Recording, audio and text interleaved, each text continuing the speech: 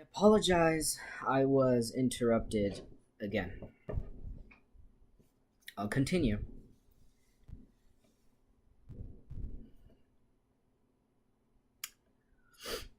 The monster at the first motion lunged forward with a terrible scream. It covered 100 yards in 6 seconds. The rifles jerked up and blazed fire. A windstorm from the beast's mouth engulfed them in the stench of slime and old blood. The monster roared, teeth glittering with the sun. The rifles cracked again. Their sound was lost in shriek and lizard thunder. The great level of the reptile's tail swung up, lashed sideways. Trees exploded in clouds of leaf and branch. Excuse me. The monster twitched its jeweler's hands down to fondle at the men, to twist them in half, to crush them like berries, to cram them into its teeth and its screaming throat. Its boulder stone's eyes leveled with the men. They saw themselves mirrored. They fired at the metallic eyelids and the blazing black iris. Like a stone idol, like a mountain avalanche, Tyrannosaurus fell. Thundering, it clutched trees, pulled them with it. It wrenched and tore the metal path. The men flung themselves back and away. The body hit. 10 tons of cold flesh and stone. The guns fired.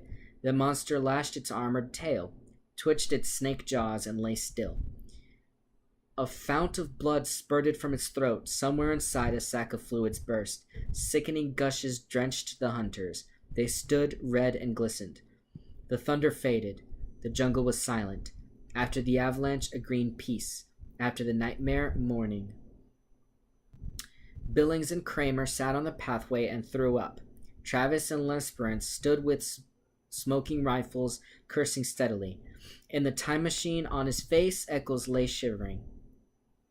He had found his way back to the path, climbing into the machine.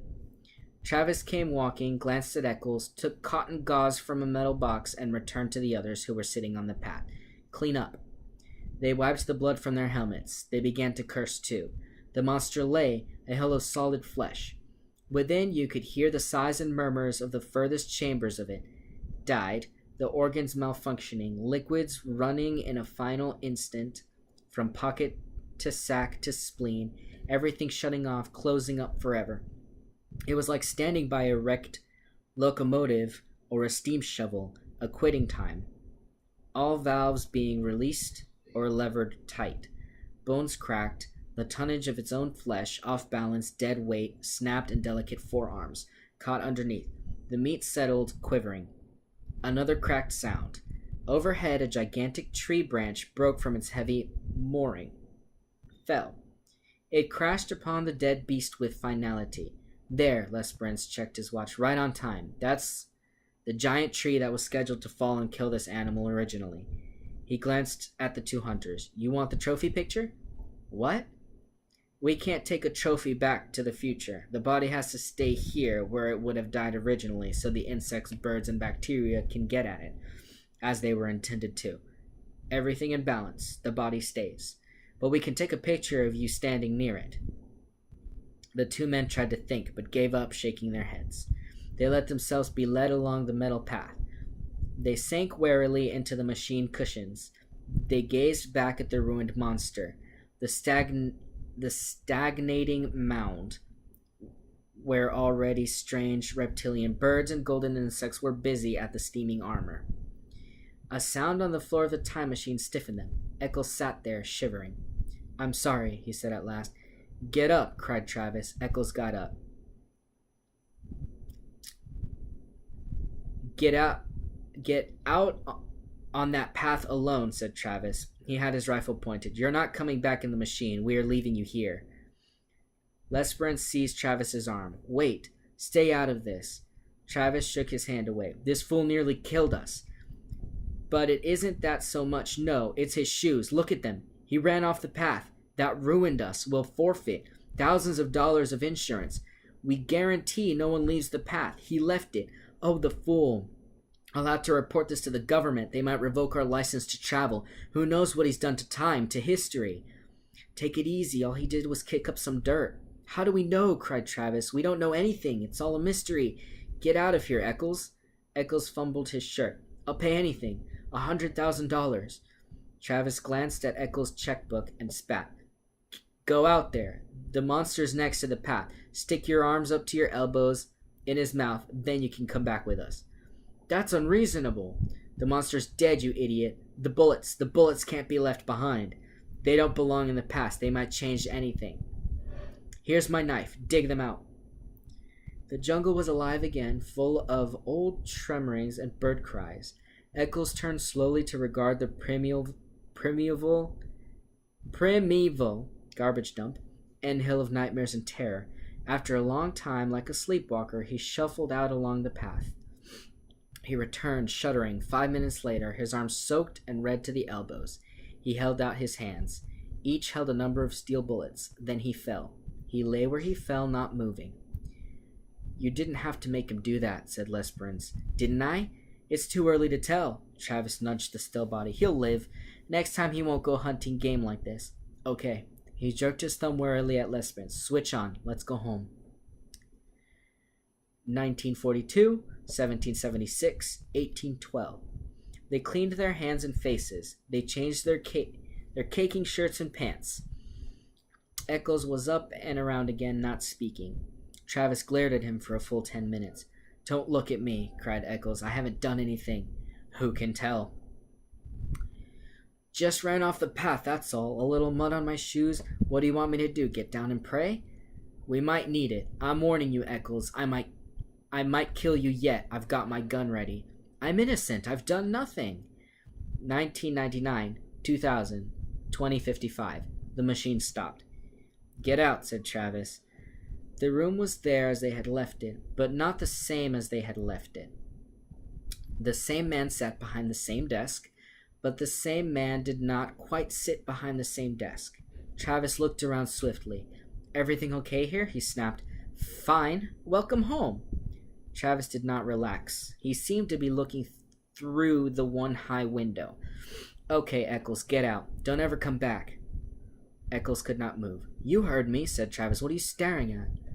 Eccles stood, smelling of the air, and there was a thing in the air, a chemical taint, so subtle, so slight, and the only faint cry of his subliminal senses warned him it was there. The colors, white, gray, blue, orange, in the wall, in the furniture, in the sky beyond the window, were, and there was a feel.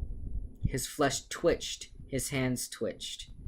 He stood, drinking the oddness with the pores of his body. Somewhere, someone must have been screaming one of those whistles that only a dog can hear. His body screamed silence in return. Beyond this room, beyond this wall, beyond this man who was not quite the same man, seated at this desk that was not quite the same desk, lay an entire world of streets and people. What sort of world it was now, there was no telling. He could feel them moving there, beyond the walls, almost, like so many chess pieces blown in a dry wind. But the immediate thing was the sign painted on the office wall, the same sign he had read earlier today on first entering. Somehow the sign had changed. Time Safari Inc. Safaris to any year in the past. You name the animal. We take you there. You shoot it. All the words are spelled differently. Time is spelled with a Y. Two is spelled with a U. And a year. Year is spelled double E. In the past, is spelled E-N, the past. You is spelled Y-U. Name, N-A-I-M. The animal, 2 L's. We, 2 E's. Take, spelled T-A-E-K.